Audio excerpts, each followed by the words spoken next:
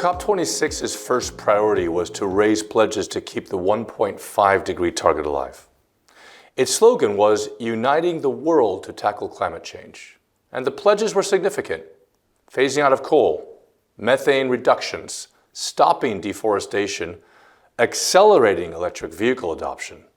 Quite a few.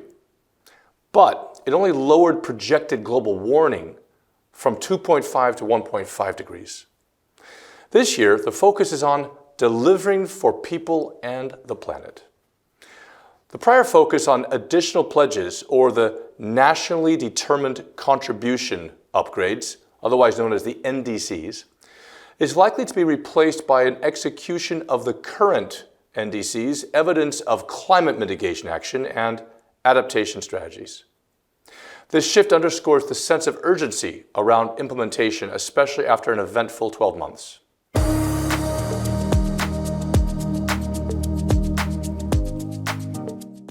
Well, let's start with the elephant in the room: how economic and geopolitical events of 2022 are impacting the 1.5 degree trajectory.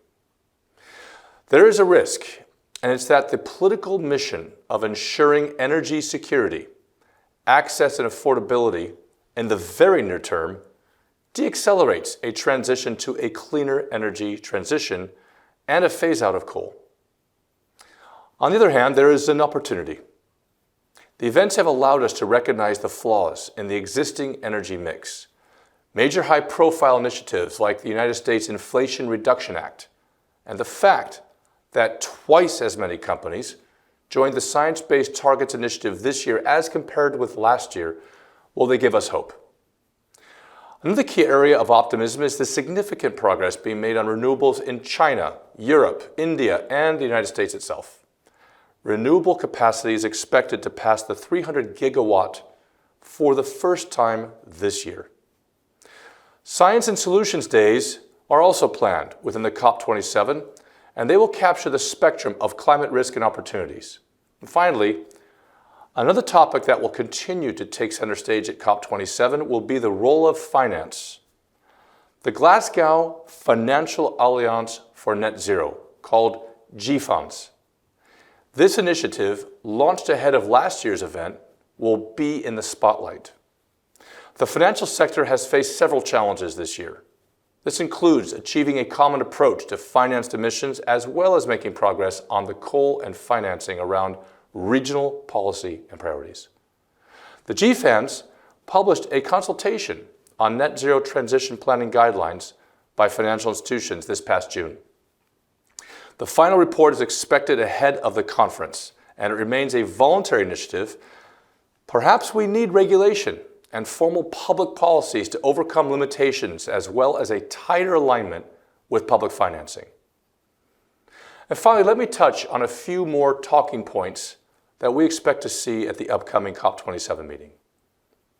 The just transition topic and the climate finance delivery plan will be back into focus next month.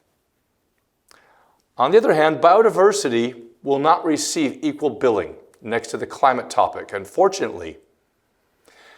However, having 3 separate thematic days for adaptation and agriculture, water, and biodiversity is significant, and the COP27 should try to lay the groundwork perfectly for what will be the UN COP15 dedicated to biodiversity later in Montreal in December.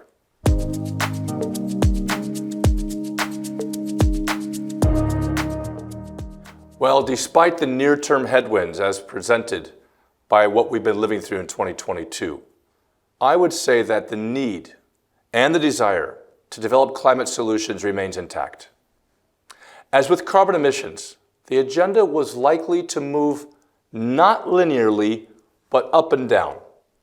And if we seize on the progress around renewables, then finance has an integral role in being part of this solution to scale up the ingenuity and collective actions within a global economy.